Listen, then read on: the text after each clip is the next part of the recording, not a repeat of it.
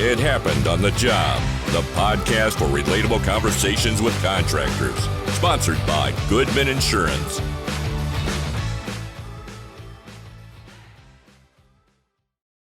Welcome to It Happened on the Job, episode 126. Today, my name is Mike. That's Brian. Yep. Our guest this morning is Paul Hansen, Director of Client Services at SouthWest Landscape. How you doing, Paul? Good. Thanks for having me. Yeah, thanks for coming, dude. Yeah. Thanks for taking the trek down. Just a little bit down the 5 freeway, right? Yeah, not too bad at all. Not too bad. Perfect. Well, give us a little history on you, how you got started in this industry, and Sure. and the road to where you are now. Yeah, sure. So, like many other people around my age in the landscape industry, I'm second generation. So I've been around my whole life. My dad and my uncle started mowing lawns in their early years, and then eventually, kind of did their own routes on the side until they could actually be old enough to work for somebody. So back in the early 80s, they went to work for a local commercial contractor at the time. He did a lot of big installs for commercial properties, retail centers and such. Worked for them for a couple of years and decided, hey, we want to be our own boss. And so they founded a company that they shortly thereafter split and then created SouthWest Landscape in '82. So growing up, I got to be around it. I spent times going to my dad, whether it be after school there was an emergency water service call, I had to go hop in the truck with him to go shut it down, or try to keep up with him in the backyard, and then kind of learn the trade myself. So, I didn't want to get into the industry. As a matter of fact, I'm the youngest of 4, so I got to see my brother, who's 10 years older than me, kind of get started within the business, and that wasn't necessarily my plan.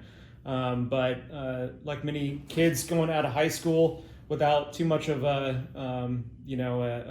high school track record as far as grades are concerned, not really knowing where to go, I started community college, and that wasn't working out too well itself. So I started working for my dad right after high school. I worked on first day was with a group of guys who didn't speak any English, and they had to literally point to show me where to turn. Geez. Yeah. Never had driven a truck that big in my life. I was just kind of crossing my fingers I wasn't going to crash it. So that was kind of my beginning journey. I had to learn how to do everything from throwing mulch to eventually working on a tree crew. So that was the start of my journey. To be honest with you, I didn't like it very much at first. It was hard labor work, and having an older brother and having a lot of pressure of wanting to be able to move up. It just wasn't there because I had to earn my right. Had your brother already gone through that trek and was now in the office, kind of? Yeah. In his own right, being that he had a 10-year, right. He had a bit of a gap ahead of me. Yeah. At the time when he started, he had to do a bit more hybrid than necessarily full-time out in the field, but right. He did definitely pay his way, both in the field and then management. So he was in management at the time. Yeah. And it wasn't going fast enough for me. So I decided, hey, I'm going to go try something else for a while. And I did. And then I eventually made myself back into the family business. And that's when I was just getting married. And that's when I was just going to have my first child. And so I was like, all right, I got to buckle up and actually do this for myself right. And at the time I had some sales experience, so that also helped getting back into the family business. I had something more to offer. Right. So and that's when I came back in, and I went and got some of my trade certifications, went and learned how to become an arborist, got my certifications in that, and then really jumped into irrigation and all the sorts, and that's what really led me to be able to build what I am today. Is having that life experience, kind of throw it at myself and saying, all right, you better make this serious, and then thankfully having the company behind the opportunity there, so that's kind of how I ended up, in short, being where I am today. So what is it you do now on a day-to-day as a director of client services? Yeah, so my main role is supporting. I have 4 account reps that I support. They spread across our different service areas. We do the LA area, the Orange County area, and Inland Empire. So we are a commercial maintenance primary service provider. These client reps, essentially what traditionally you might call an account manager. Right. So they're really just set up to help support our clients and work with our production team to make sure everything on the field's going well. So I support them with estimating any of the sales process, and then certainly when it comes to actually executing that with kind of my support from the production team. So that's day to day what I'm doing. So from a lateral standpoint to some other type of business, white collar, maybe like a sales manager type of thing. That's probably a good chunk of what you would call I would do, and then I think part of that is just being that as we continue to build the team, I am kind of helping work on the more executive level, if you will, as we continue to build and grow the business. So that's fun. Yeah. Is your brother still involved? He is. He's our director of ops. Okay. So it's been a great partnership because we are very different. We have a different skill set. He's very linear in his thinking, and I like to kind of take a little bit more risks, and we just bring different. We're kind of polar opposites in a regard, but when it comes to working together, we actually are a good marriage. So him and I running the day to day, and then my father is still involved. Oh, is he still? He is. He kind of is behind the scenes kind of guy. He's always been that way. Kind of an advisor at this point, and yeah, he's there every day, and he's advising. Mostly doing a lot of our financials and kind of holding the ground on that, and then at the moment kind of helping with managing our fleets and stuff like that. So we've seen it in the past, kind of when not really seen it, but people we've talked to in the past and in our previous episodes, when the kids come in, right? Dad owned it for a long time, mom and dad owned it for whatever it is. The kids come in and kind of push the envelope to kind of grow, right? Because that's just the generation that most of that youth brings in. Is that something you guys did, or where did your dad have it versus where it is now that you guys have come in? Yeah, so I think that part of that journey has been he's kind of allowed us just to become who we are and evolve the way that we've just kind of organically evolved. He's got his particular skill set. He's always been incredibly intelligent, a man who, later on in life ended up going back to get his GED. Just he's by nature of necessity when he was young had to work really hard. Right. And so it was always the balance of when we came in as, his sons, having the pride of having us be there, but kind of allowing the freedom to be able to grow as we naturally would. And so I think that has been great because he's just allowed us to be able to step in where we can and where our skill sets are. And kind of support us when wherever need be. And at this point, he really just wants us to kind of roll with it, and allow us to kind of make decisions. And so it's been good, and I think that as we continue to grow, he gets more and more hopeful that eventually he can step away and just let us run it. So, is there anyone else in the family that's involved? I know you said you were the youngest of four, so do you have other siblings that are involved, or? I have cousins. So my aunt is she's our office manager. She started with the company when it was incorporated. So she's been with us ever since, still runs our books and helps run like our admin team. And then I do have, a cousin, that is in our admin role, but that comes with its own challenges, and we've had a lot more family over the years, and speaking positively, I think it's good that has kind of, weeded itself out over the years, and no pun intended. Yeah, right. Exactly. So I think at this point we're good. If any more family members want to join, we might just encourage them to go elsewhere. Coming out of college, I worked for a family business, or my dad's business actually, and so I totally understand where you're coming from. Yeah, I mean it's kind of like.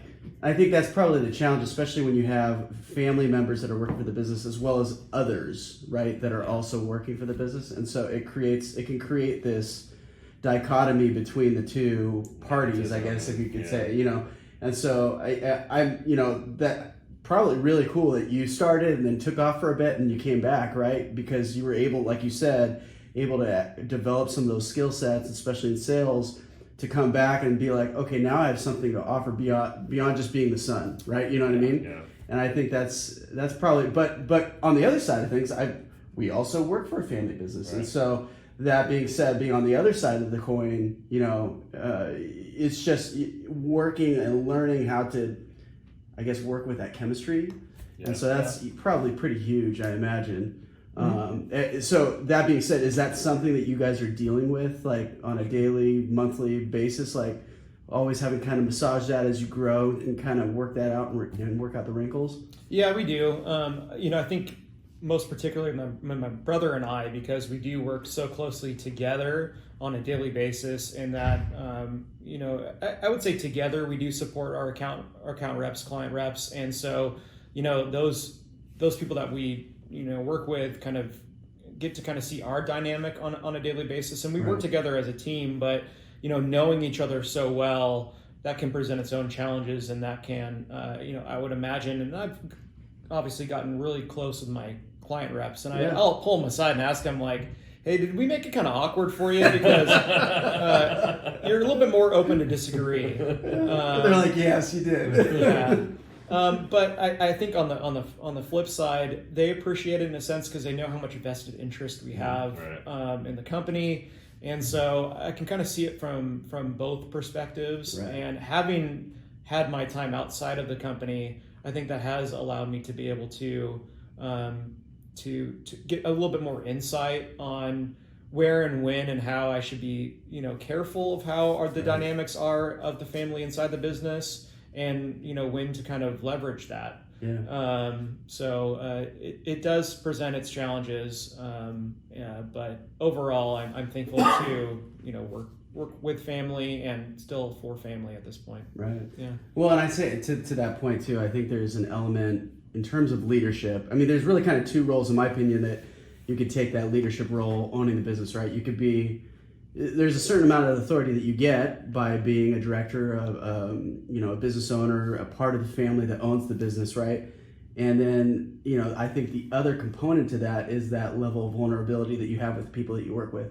Meaning if everything's perfect and there's nothing wrong with you, at least that you're trying to portray and show that you got it all together, and at the same time you're leading the company, I think there's the people that are under you go, okay, either they don't trust you or they're kind of always going to be on, eggshells at the same time. But by you going to your people and saying, hey, did I make that a little awkward for you when, my brother and I were just, having a vocal disagreement? I think people go, you know what, he's on the level. I can actually talk with him. I feel comfortable. I don't have to feel like I'm trying to second guess everything I'm doing. You know what I mean? You create that trust, I think, in that bond, and which I think really permeates the culture in terms of what you guys are doing on a daily basis. And I could go on and on, but there's all sorts of other, benefits, I guess, that can come from that. Yeah. Kudos to you, by the way. Thank you. From a labor standpoint, where are you guys most successful kind of finding guys? I know landscaping is tough in and of itself inside that construction and contractor space already. Yeah. Are you guys finding success finding guys to work for you? We are and we aren't at the same time. It's hard. We're in a spot right now where we do need basic labor, and I think probably our most successful avenue of getting labor has been through word of mouth, through our guys recruiting other people, and that's typically when we're going to get somebody to stick.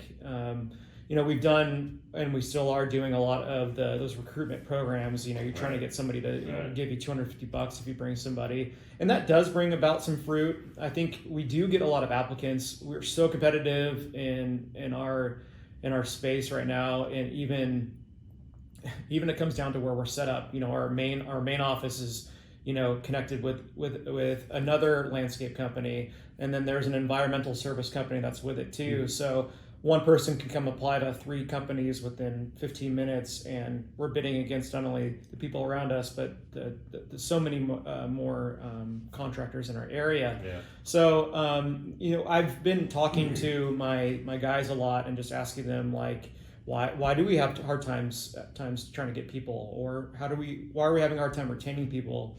And some of it, like everybody, it's because it is such a it is a pretty competitive job as far as the money that they make. Right. They will go and jump Right. for a little bit of money, but often it's my foreman was mistreating me, and so really working to kind of encourage and build up just that interpersonal relationships that they can make individually, not necessarily even me to them, like management to field level, but more field level to field level is where I'm feeling like that's where I'm going to really retain my guys, which I think in turn is going to help us get new guys.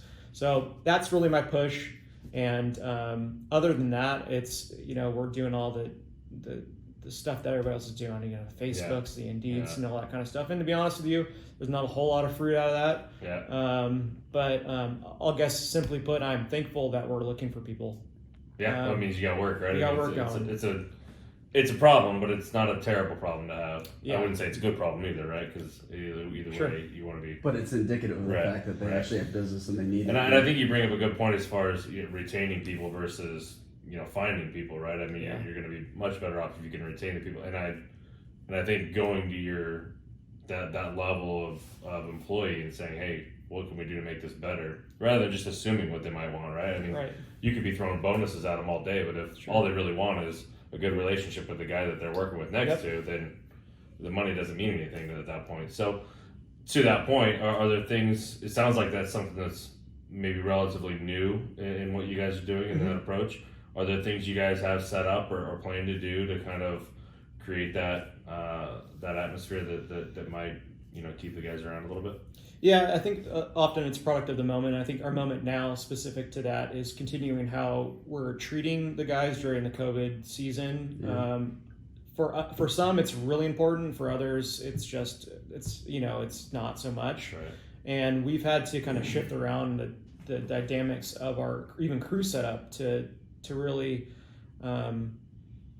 to understand, I guess, be empathetic, if you will, to those Kind of putting guys with the people. same mindset together. Exactly. Yeah. And so that's kind of a bit of actively what we're doing. Yeah. When we've had people go out because of exposure or having COVID themselves, and then bring them back in, that is presents its challenges. Right. And so even we're actively having to move around crews and reshift, which has its implications because maintenance is all about consistency, and that can really throw it apart. So I think we are kind of being on our toes with regards to understanding the moment, and then kind of having to go down that road as it presents itself. And I think too, one of my big focuses right now is, like I was mentioning earlier, is really playing and hearing and understanding from the guys what they really want and what really makes them stay. Because I was just talking with one of my supervisors yesterday, and he was telling me why he's staying. He's getting offered $2 more, $3 more somewhere else, and it's all about the way that he feels treated. And that's probably, I would say that's probably what most of my field guys really want. Again, there's going to be the percentage that they just need more money and they're going to go no matter what. But if I can really play into that, really understand and really start to listen better. I think often when we get super busy is when we start to fall back on like reviews and just being able to be out in the yard to hear guys when they're dispatching in the morning, or coming back in the afternoon, or getting out in the field, and instead of just making sure that this planting is going good, maybe I stay for a little bit, and maybe I grab a shovel with them and shoot the shit for a minute. Exactly, so that I can really get to hear and to know. So that's really where I am focused on right now, and I want to start to try to carve out some time a little bit more, because I think the return on investment is going to be big, and I think that could really be an avenue for us to set a difference so that we can recruit people better and retain people better. Yeah, I mean, I asked a question. I didn't really expect there to be an answer, because as much as you can have a plan for those type of things, really, I think what it really comes down to, and you explained it well, is just listening, right? And being available to and being willing to take that advice or whatever they're saying to actually make those changes. I think is is better than any kind of plan that you can put in place, right? Because then you can pivot and do what needs to be done. Yeah. How did you guys, from a, kind of on that COVID aspect, how did you guys handle that situation? Well, not necessarily, we've heard how you handle it. Sure. How did it affect you guys, Yeah. both from an employee morale standpoint and then also obviously just an income and business standpoint? Yeah, when we all kind of got back in March, a year ago, yeah. Jesus, a year ago. Yeah. It was a bit, shocking at first, kind of getting that call after hours and things were shutting down. We're sitting there after work one day talking on the phone together going, so what do we do tomorrow? Do we tell our guys, they can't come in tomorrow? Yeah. And it was, this prospect was scary. And my first reaction, honestly, was to be more conservative. And my reasoning was because I wanted to protect the guys and I was worried about, perception going forward. I want them to know that we're caring for them. Right. And I kind of took a more conservative approach, and we shut down for a couple of days. And like any good business and having good business partners, there was a bit of like my brother in particular, he had a bit of pushback on that, not because he didn't want to show care, but he was worried about the the momentum that we're building. Right. And so shortly after we kind of reconvened, we did stop work for a couple of days. We sat in the office for a few days and just kind of like, all right, let's try to hammer out what's going on here. Are we essential? Can we get guys working? We can't, these guys have to ride in trucks together. And then we came up with the immediate game plan. And to be honest with you, the game plan at first really just sucked. We had foremen coming in, driving their trucks out to the job sites. Guys would then come meet them in their own cars. It was so difficult because, we have a lot of route-based crews. You're going, how do you do that when guys are driving independently to job sites? We're worried about the liability. I was going to say, from an insurance standpoint, you're immediately quadrupling all the your alarm exposure. bells are going off. Exactly. You're immediately quadrupling your exposure from an auto standpoint. Yeah. Exactly. And so what we had to do is essentially all like our construction enhancements tree guys, we shut that down because they had to end up driving routes because we didn't want people going in their own personal vehicles. Right. And so it was like 2 weeks of that where it's like, this is just not sustainable. So we had to go back to normal protocol, and with adjustments, and it was difficult to tell the guys one day, all right, we're going to do all this, and then come back 2 weeks later and say, hey, we're going to shift it, and then them going, so you cared before, but you don't care now. And it worked out, but I think, financially speaking, our clients responded pretty well. Yeah. We had a section of, retail centers and specifically who said, all right, let's go every other week. Instead of a weekly maintenance, we need to cut our we're not getting any money. I was going to say that, I get nobody's traffic coming anyway, shopping. so, Yeah. So, we had a few clients that through the year kept that because I think they're like, hey, they're doing a pretty good job only coming every other week. But, I think in total, as far as maintenance standpoint, is really, we took our hit. Right. It had only been like $30K, I would say. And relatively In speaking, in revenue lost because of maintenance. Wow. Okay. So relatively speaking, as far as that is concerned, it didn't hurt us at all. Right. And then as far as like enhancements and those upsales were concerned, some of the budgeted stuff like flowers and mulching that was proposed maybe got held out, but at the end of the year, we had a great year. We had a better year than we had before, a more profitable year, and so it was kind of weird. Yeah. We were worried going into 2021 how that might affect renewals and getting increases on our renewals, how important that is for us, right. To keep profitable, and it hasn't. And I think it's because especially in our industry, I think the culture has been set over the past 2 or 3 years, even despite the financial hardships of last year, that it is kind of, for a good quality landscape company, they need to return those costs back to the client. We can't just keep absorbing them. And so I think that, whereas I wasn't necessarily going out for 6 or 7% increases on everybody, I was a little bit more conservative, right. But we were able to achieve where we needed to be to set ourselves up for 2021, maintenance-wise being a good year. So I'm thankful for how it turned out, despite some of the challenges.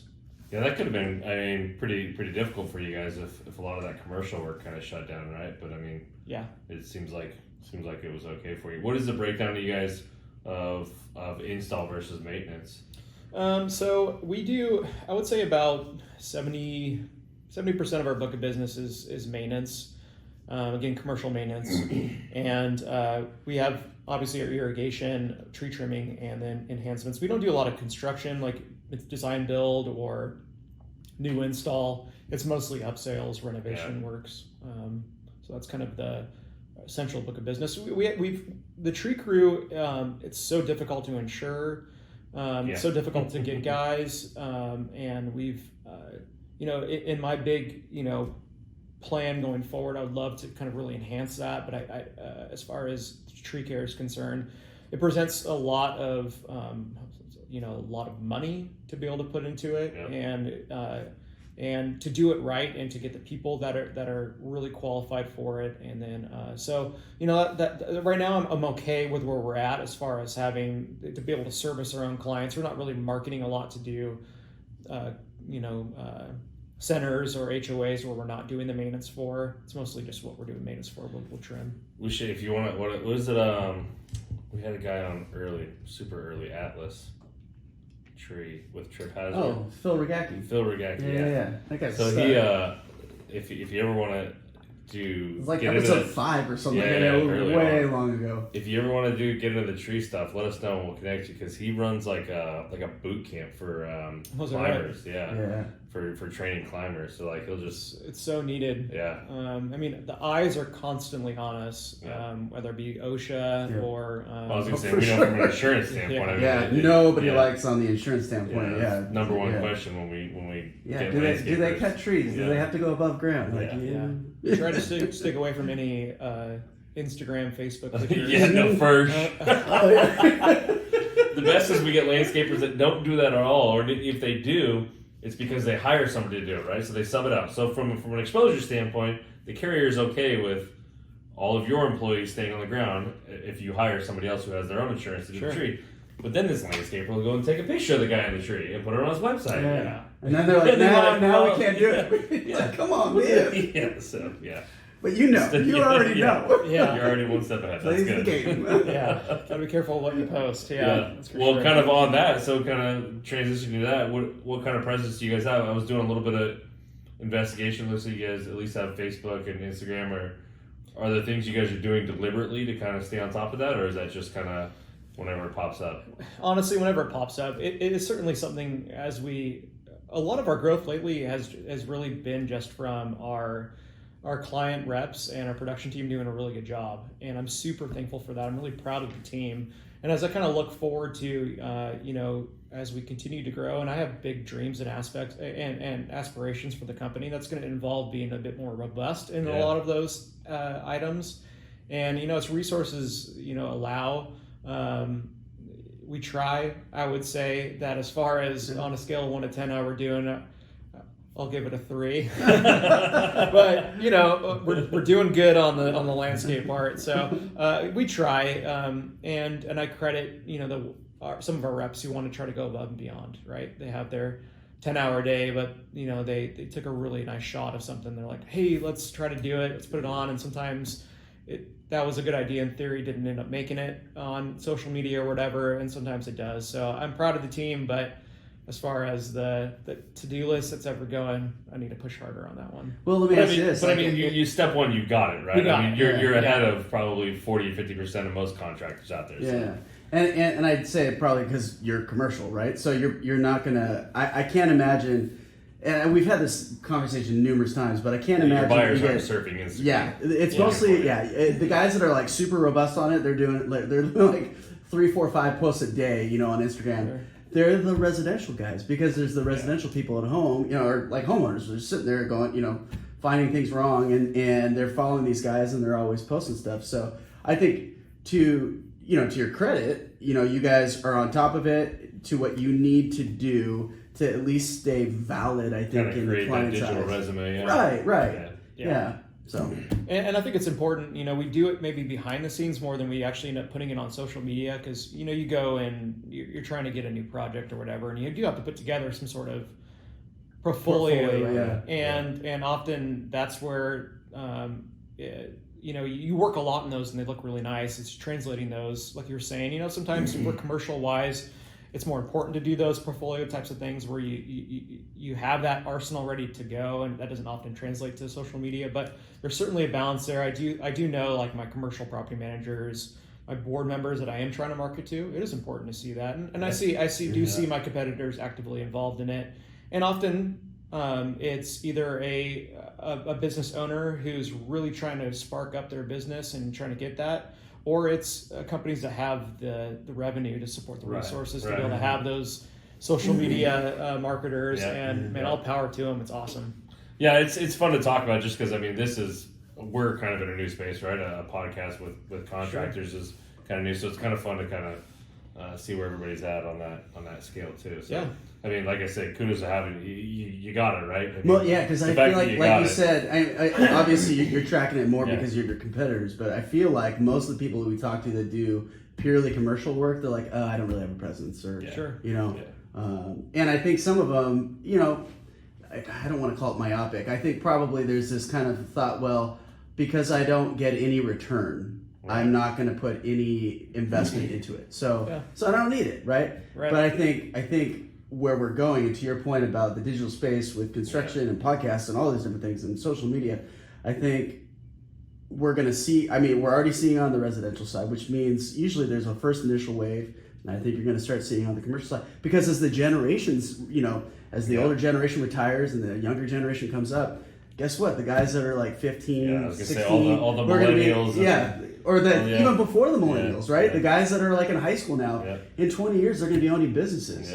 And they're the ones that are driving all of this stuff like crazy. So, I mean, that whole shift is happening. It's a wave coming, and it's already here a little bit. So, to your credit, I think, you keep going, man, because I think you're going to be ahead of that curve pretty quick. And, you know, you'll be able to say 60 years ago, we started way before any of this happened, and now look where we're at today. So, I think one interesting part is it can be a recruitment tool for management. Oh, for sure. Because the more that you are involved, the more that you see, like, I think it's attractive, and you know, being part of that, you know, obviously I'm active personally on social media, and then I like to, you know, keep involved. I'm really big at keeping involved within just the industry and total. I love to see good work happening, even if it's my direct competitor or not. I just love to see good work, and it certainly can be that, because you're looking like, wow, they do such good work, and I want to work for them. Right. I want to be associated with that good work, and so I think as part of that, not only are you trying to get new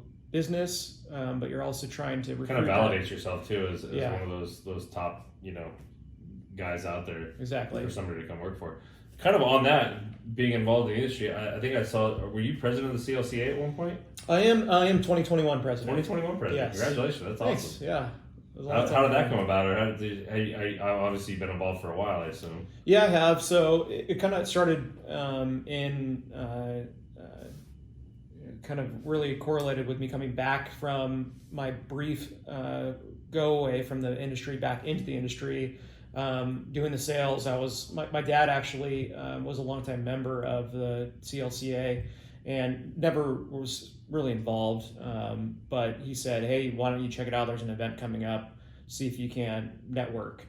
And I happened to go, and I've always had a volunteerism kind of spark in me. I like to do that. I thrive off of that. And so my first meeting, I'd never suggest people doing this, but I was asked to like help out.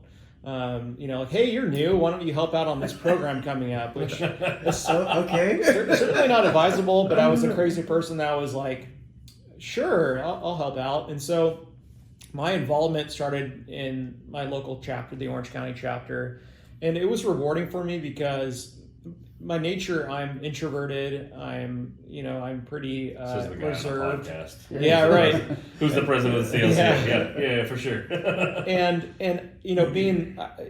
being young and not having really established myself, as far as like educationally, it was a platform for me to like learn how to use my voice, to be able to be in a room of other professionals and feel like I have a place in that room. Right. I was going to say, in a place where you're comfortable, right? Exactly. Something that you know. Yeah. Exactly. And so I really got to learn how to do that. I got to learn how to be productive in a team standpoint, specific to my industry, and being a part of board meetings. And I eventually helped out in different ways and events and programs, and then then was elected to the chapter president for a couple of years, and then eventually from there locally I ended up getting involved in the state board, and been on the state board now for 4 years or so before I now elected as state president.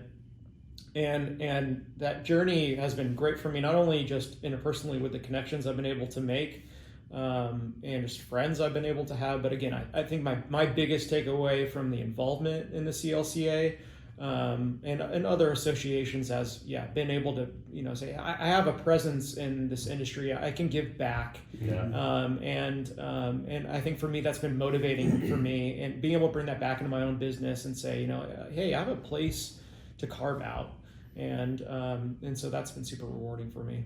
I think that's important because I mean there's so many of those different trade-specific organizations in this industry, and to Brian's point with the social media, I think a lot of the same mentality exists for a lot of those guys that get in, right? Like, if I don't see a return and I'm not getting business out of it, it's probably not valuable to me. But I mean, just like you spoke to, I mean, just the networking and the relationships and what it's done to you personally to translate to how you operate your business, just from a character standpoint, I think is also valuable. It's not always about what am I going to get from it. Yeah, exactly. Everybody has from a monetary standpoint. Exactly. Yeah. Everybody has a reason why. A lot of people, everybody wants a return on their time. Time is so valuable, and the investment that you got to do not only financially to be a part of associations, but probably even more so the time investment that you have, because you're not going to get any value. We often sit being a part of the leadership of the organization. How do we retain people that are members? How do we keep them paying? How do we get new members? It's like it's this cyclical thing. It's like how do we what's the why? The why is always different for everybody. And for me it wasn't necessarily that. I didn't need HR on call. I didn't need contracts from that have been pre-written from a lawyer. I just needed people that were like-minded, that were in a room together to make me feel validated. And so for me that was it, and that's why I it does take a lot more time. I work a lot, and then I have to, then I'm involved in, all other things that I have to carve out time for my family for, and thankfully I have support. But at the end of the day, it's been super rewarding, and hopefully, being young, I can still be a part of it for a long time. That's awesome, man. Really cool. Yeah. So what does the future of the landscape business look like for you guys? How different verticals? I mean, or just kind of different geographical areas? Sure. What are you guys planning to do? So our niche has been, for it was 40 years in 2022. So our niche is really, like I said, has been that commercial, industrial, retail space. I've kind of been keen to the HOA market. I love it. It's totally different, and it's also full of just people that do amazing work. And probably a little more competitive though. It's way more competitive, and unfortunately, you can only go so far with saying, "Well, look at all the work I do in commercial industrial." To the HOA board member, they're like, "You don't show me 10 projects that you do that are HOA related," and so it's really hard to breach that. And so part of me knows in the back of my mind, stick to what you're good at. Your niche, keep going with it. And we've been able to grow in that HOA category, but I'm also not dumb, and I realize that the account size is a lot larger in the HOA market typically, and you're going to get, by nature of that, you're going to get more upsales. And so I would rather have one $6,000 account than six $1,000 accounts, and so for me that's important. So I really like to see us continue to grow in that. We've recently brought in somebody who I like to call HOA specialist, who's kind of running all of our HOA work with some other built-in high-end commercial retail jobs. And to really bring in the quality that is necessary, you need to have that next level talent. So for me, I want to continue to be able to find those people who want to really utilize their skill set, what they've learned over the years, to be able to bring that back into the for the client. And so I want to continue to keep recruiting those types of people. One thing I've really loved so much about my career so far, and even over the last 5 years in particular, has been able to bring people that are way smarter than me, who know a lot more, and I feel like I end up asking them questions more than they ask me. So, my goals are to continue to do that, and I would like to see certainly our company go. We've been on this road to 12% gross to net profit, and wanting to be way ahead of the curve of a industry that I think the average landscape company only makes 4.6% net profit, and to be north of 10. Has been such just such a victory for us, being able to grow. So I'd like to see growth continue, all while hitting those net profit goals, and so that we can keep investing back into the company and growing. As far as specifically what that looks like, I'd love to be able to see my dad be able to retire. He's earned it. It's been 40 years plus. And so I'd love to be able to see him sit back and feel confident and secure in where we're going as leadership, my brother and I specifically with our team. And I'd love to continue to grow that, to see people come in and be able to feed their families and do amazing landscape work. Awesome, man. Very cool. Sounds like a great road, man. Look forward to keeping track of that and keeping in touch with you guys. Before we let you go, I want to give you a shot to kind of promote you guys. Let us know where to find you. How does everybody get a hold of you? Yeah, so where can they see you? Yeah, definitely you can see us. Like we said, we have a minor, but definitely a presence there. Instagram, Facebook. We are all across Orange County, Inland Empire, and LA County. So be looking out for those Southwest landscape trucks. I would love to be able to talk not only with, I would love to talk with other contractors. Yeah. And the easiest way I would say to find me as far as that regards is go to the clca.org, and all my information's there, or you can go to my or the Southwest Landscape website, and I love to kind of get to iron sharpens iron, to get to know other contractors. And then, of course, we can kind of help each other build more business. Well, that's what's cool about this podcast, kind of an unintended consequence or benefit. Yeah, that's probably not a good word. Is the network that it's created. So, welcome to the family. Yeah, because we've had quite a few people, connect with other guests and whatnot. Yeah, outside of us. They listen to the show, they talk to each other. Really cool. So it's fun. What is it? SouthwestLandscapeInc.com, right? Correct. Cool. Awesome. Well, thanks, Paul. We appreciate your time, man. Appreciate you having me. It was fun. Yeah. Stay in touch. I will. Thank you. Hey, thanks for listening. And if you've made it this far, go ahead and give us a like or 5 stars or whatever means you like us. Make sure to subscribe so you don't miss our next episode. And check out our website for more video content and extras. While you're there, shoot us a message if you want to be a guest. We'd love to have you on. Thanks again, and we'll see you next time.